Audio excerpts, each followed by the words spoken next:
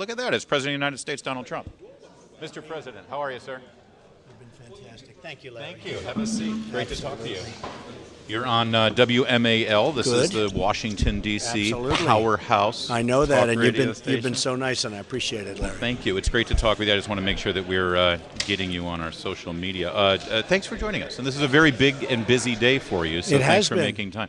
I want to ask you, just in general, this whole idea of a talk radio row in the White House, in the East Room, completely unprecedented. Yeah. What does this tell us about how you think your voters and the American people get information right now through the media? Well, the media is very false and very fake. You know, if you look at CNN, if you look at NBC in particular, if you look at ABC, CBS, and yet I find that the local media has been fantastic for me.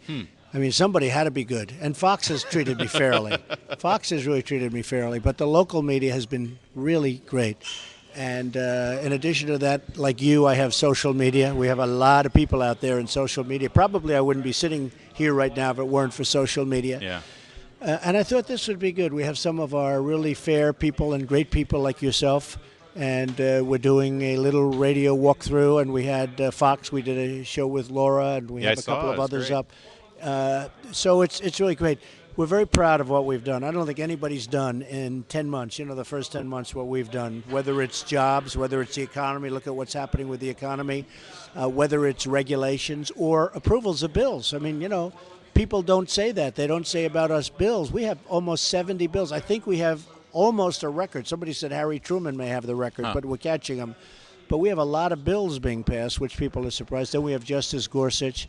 So we've done a lot in a short period of time. Today's all about taxes, Today's though, about right? taxes. And this was Thank the bill. you. Thank you for telling me that. Well, one of the things that people really liked about you was that you're a businessman, and they figured you would get in here and you would start running this government like a business. And I looked at the bill today. I know what you ran on. We have Larry Kudlow on all the time, Steve Moore on all the time to talk about the tax plan that you ran on. I got to think that if you could just do your own tax cut bill, it wouldn't look exactly like what we're seeing from the House right now. Well, don't forget, I have a lot of forces pulling at different ways, and you have a lot of lobbyists that have a lot of power, and they've got their own little thing in there, and they're fighting and everything. But with all of that being said, we're reducing taxes from 35% all the way down to 20%. We're one of the highest tax countries in the world, and we're actually bringing it in, not where we're the lowest, but we're among the low. It's the biggest tax cut in the history of the United States by far. And we're very happy with what's come out of the House. Now something's going to be coming out of the Senate, which is going to be fairly similar.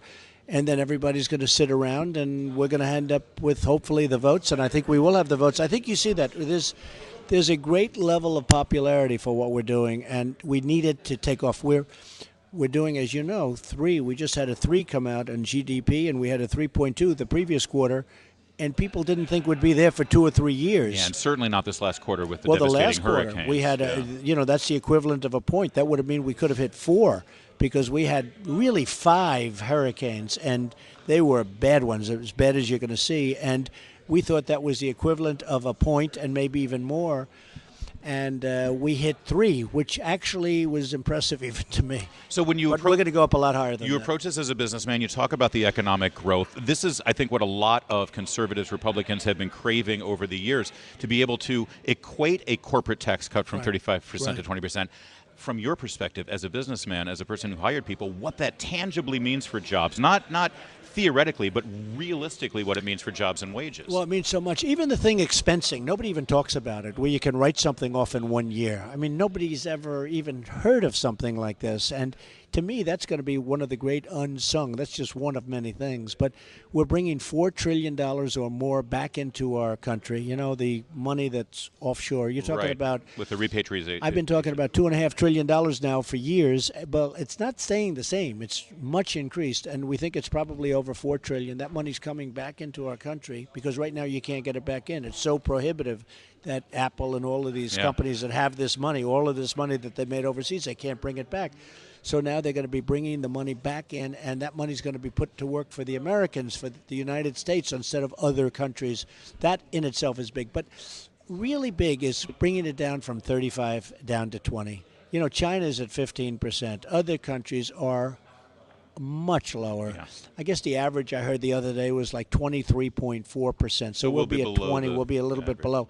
We'll be one of the lower countries as opposed to the highest or just about the highest. And again, I know that the House planned on rolling out this tax bill today, but I was surprised, maybe you were too, that at some point today someone didn't propose a bill to get rid of this diversity visa program. I was shocked. It's such a no-brainer. Who is protecting this? Well, actually, behind your back, I had another meeting today. We had 7 great senators, Republican senators, and we're going to be doing a plan which is including getting rid of this horrible, well, I don't call it diversity. I really just call it's a lottery for coming into our country. And remember this, these countries, just common sense, these countries aren't giving us their finest people. So when they put them in the lottery, if they even do a fair lottery, okay, they probably don't do that. They probably just hand us people that they don't want.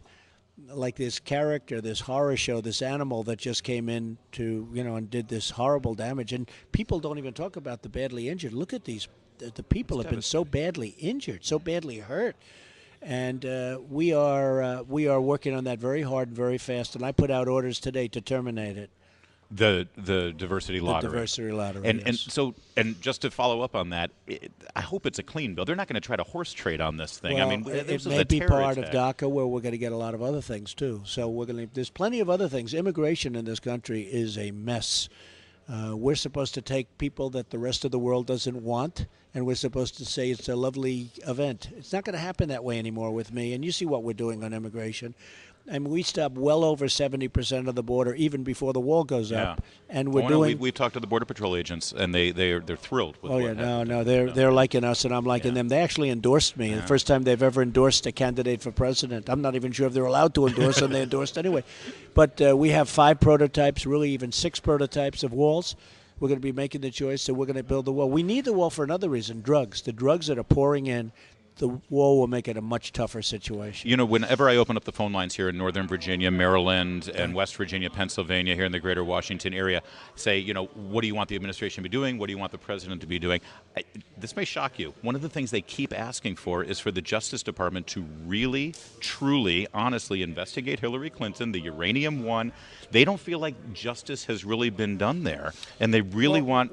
One of the saddest... And the leaks, by the way. The leaks. What's stopping the Justice Department? Well, the leaks have stopped from the White House pretty much, but they are all over Washington. They have been for years. And some of the leaks are really very, very bad leaks. They're illegal. They're bad for the country. Criminal. But, the saddest thing is that because of the President of the United States, I am not supposed to be involved with the Justice Department. I'm not supposed to be involved with the FBI. I'm not supposed to be doing the kind of things that I would love to be doing. And I'm very frustrated by it. I look at what's happening with the Justice Department. Why aren't they going after Hillary Clinton with her emails and with her the dossier and the kind of money? I don't know. Is it possible that they paid $12.4 million for the dossier? And how is it, which is total phony, fake, fraud? And how is it used? And it's very discouraging to me. I'll be honest. I'm very unhappy with it. That the Justice Department isn't going. Now, maybe they are, but as president, and I think you understand this, as a president, you're not supposed to be involved in that process. Right. But hopefully they are doing something, and at some point, maybe we're going to all have it out. Last question, short one, it's personal. Not often I get to talk to, Donald Trump. Set aside the president, Donald Trump. Right. Other than David Burke's BLT Prime, which is a fantastic restaurant. Right, they're doing What's your favorite job. Restaurant that you would go? If you had to go to one restaurant in this I'll tell you my favorite and restaurant. Two-part. Can you get me a table? Sure. Really, I'll try and get you a table. You do have some great restaurants. Rather than insulting anyone, though, I will say I love the food in the White House. The White House is the greatest restaurant. It's the most beautiful. That's true. You're probably seeing from your little samples outside that I noticed. We got some nice wraps today. Thanks for that. But they do such a beautiful job. This is such a beautiful, incredible place. I love it. Special people. They've worked here for many, many years. Really special. And the food at the White House is very good. With that being said, in Washington, you do have at the hotel, great, but it's in Washington, pretty good restaurant town. Best steak in town. But in Washington, you do have some great restaurants, and I'm going to start going to them. I was accused the other day, when I leave the White House, which is seldom, I always go to my hotel on Pennsylvania Avenue, and they say he should go to other places, and I never thought of it. And I'm going to start doing that. I'm going to go around. All right, I'm going to go around. Try to, if you can, just because the traffic is just, you know. The traffic gets a little bit, but it's okay. It's been better lately, I tell you. It's been better than it used to be about 2 years ago. President Trump, thank you so much for joining us.